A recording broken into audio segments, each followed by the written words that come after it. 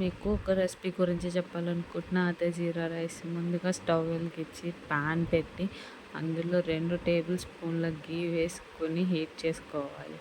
ఘీ heat అయినాక జీలకర్ర వేసుకొని లైట్ బ్రౌనిష్ కలర్ వచ్చేదాకా జీలకర్రను వేగనివ్వాలి. జీలకర్ర వేగిన తర్వాత కొద్దిగా కాజు, గ్రీన్ చిల్లీ, ఎండుమిర్చి వేపుకోవాలి.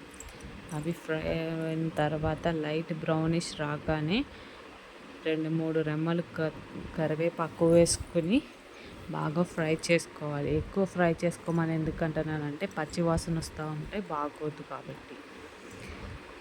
బాగా ఫ్రై అయిన తర్వాత రైస్ స్ప్రెడ్ చేసుకుంటూ వేసుకోవాలి. ఎందుకంటే ఒకే చోట వేసుకుంటే ముద్దలు ముద్దలు కింద ఉండిపోయి రైస్ సరిగ్గా కలవదు.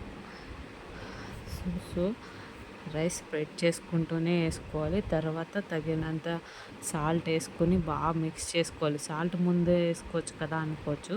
సాల్ట్ ముందే వేయడం వల్ల సరిగ్గా మిక్స్ అవుతుంది. అందులో టేస్ట్ కూడా సరిగ్గా బాగోదు, అంత బాగోదు. బాగా మిక్స్ చేసుకున్న తర్వాత కొత్తిమీర వేసుకొని లాస్ట్లో 1 టేబుల్ స్పూన్ ఆఫ్ ఘీ వేసుకొని ఉంటే సింపుల్ రెసిపీ రెడీ.